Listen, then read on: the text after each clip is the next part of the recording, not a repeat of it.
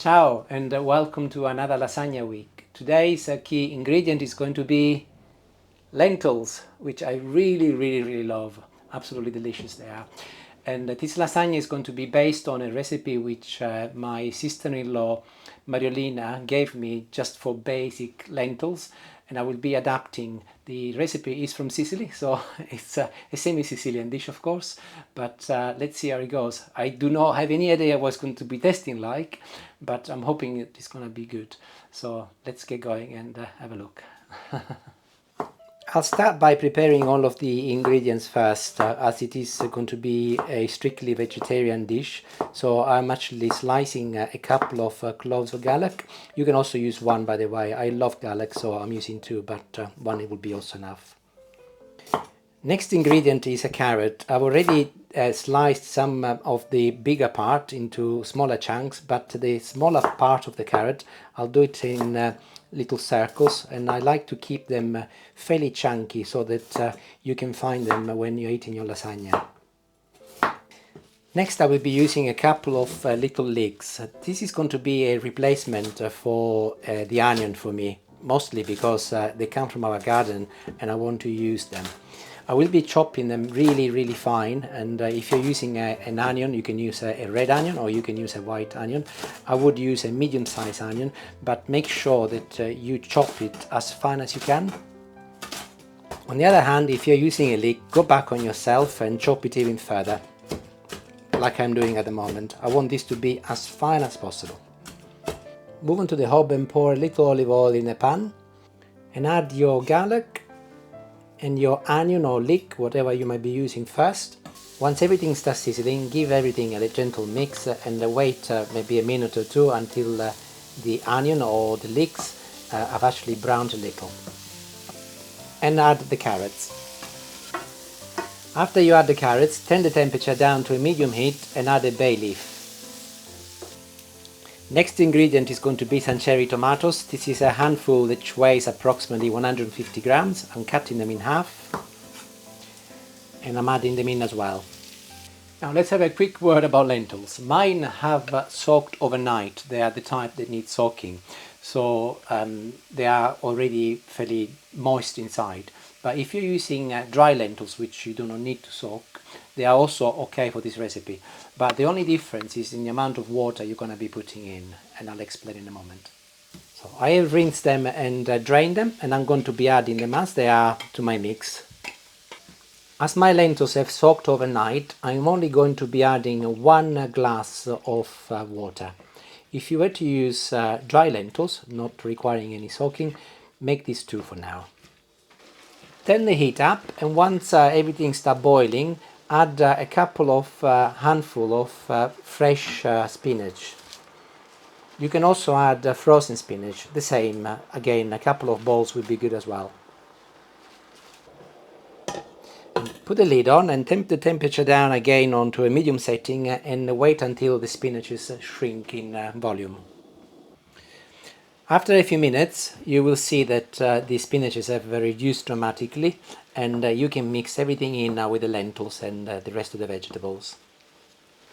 Perfect. And now that everything is mixed in, I'm going to leave the lid off, and I'll wait until most of the water has evaporated or indeed has been absorbed by the lentils. And I'm pretty much there. If you look, all of the water has gone, so that is ready for my next step. Firstly, I will add some salt. I've put no salt as yet, so I will put some salt, and also I will put a little pepper. Mix everything together, and I'm now going to be adding some hot water which I've just boiled, and I will be adding most probably the equivalent of another glass, maybe a little bit more. You will have to judge it. You're looking for a consistency similar to a ragu, so that should be okay. And lastly, I'll put on top some spring greens or any leafy vegetables. I love this stuff because it lasts forever in your fridge. And I'm not going to be mixing it with the lentils. That will be a filling for later, but this is a great opportunity for them to cook with the lovely flavors coming from the lentils.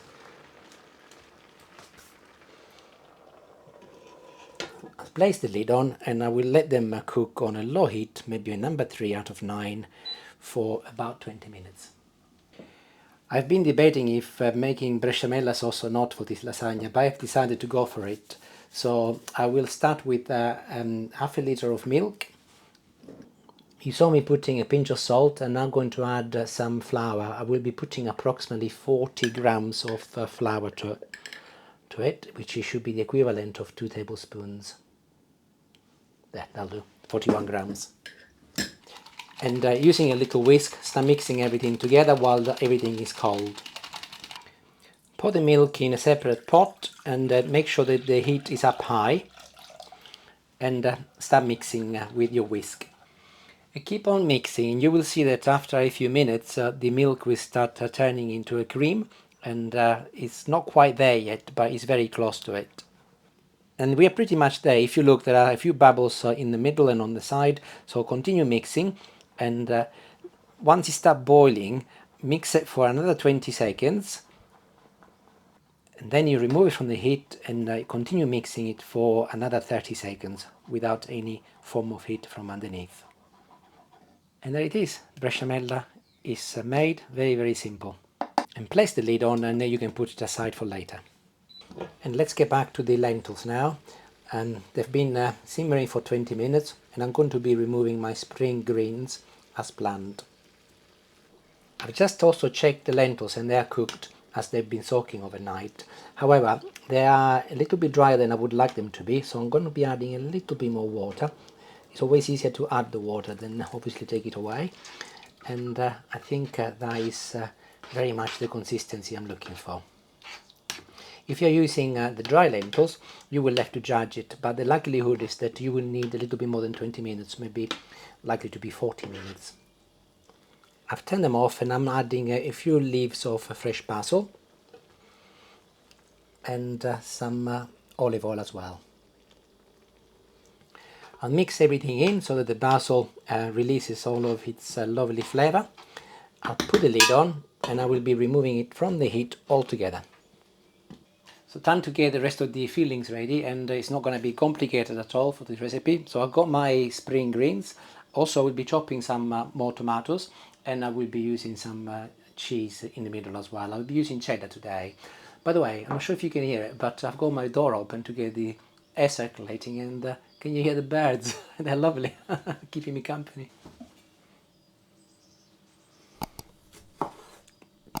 So this is the other half of my tomatoes, which I've now chopped into little slices. I'm doing 3 slices per tomato, another 150 grams.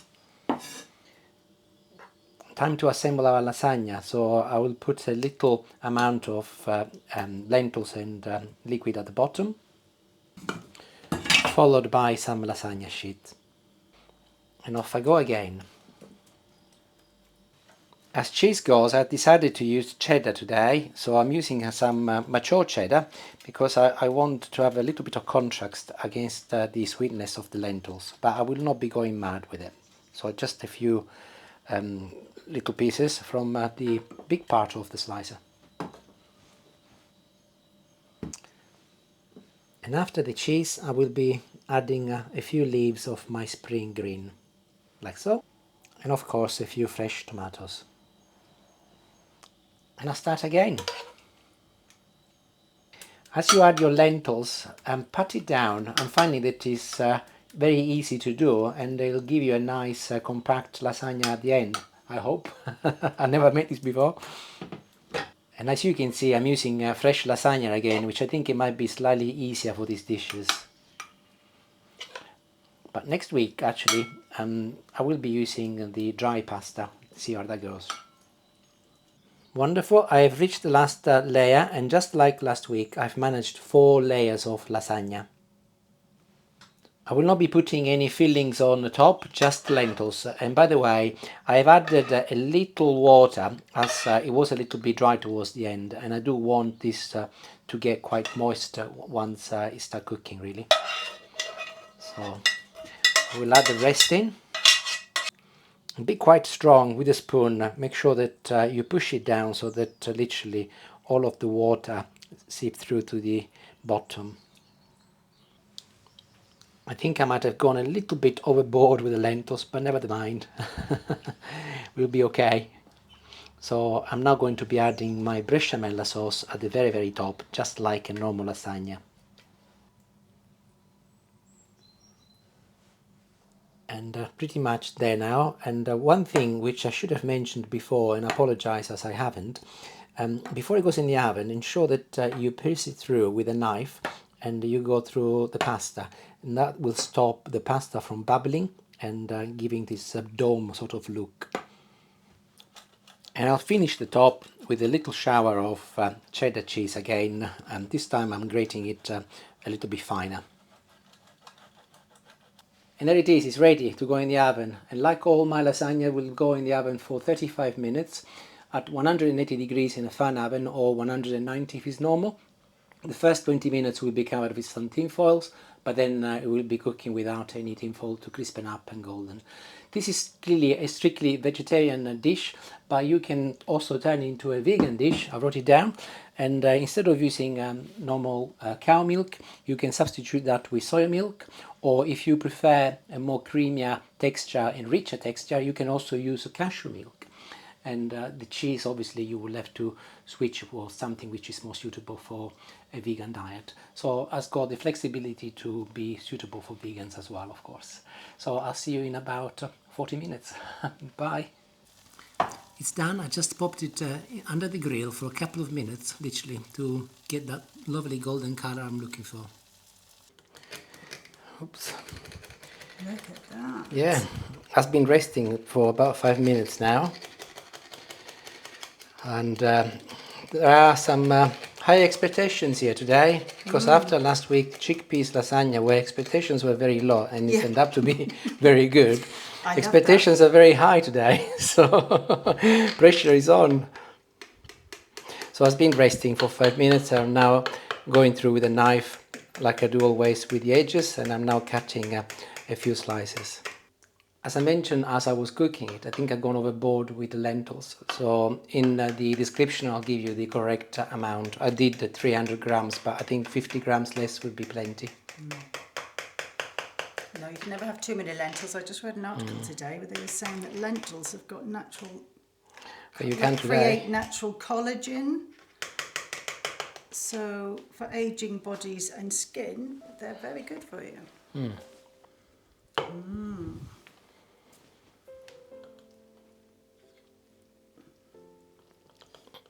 Okay, off we go. Smells lovely. Wow, the consistency is good. It's a beast.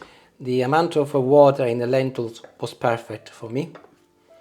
I'm really excited about this one, even more than last week's, because I really love lentils. So let's try.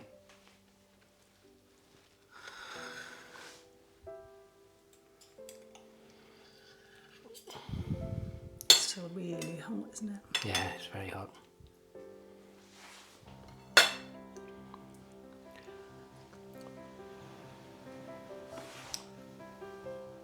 Ooh, it's really hot. Lentil just dropped on my hand.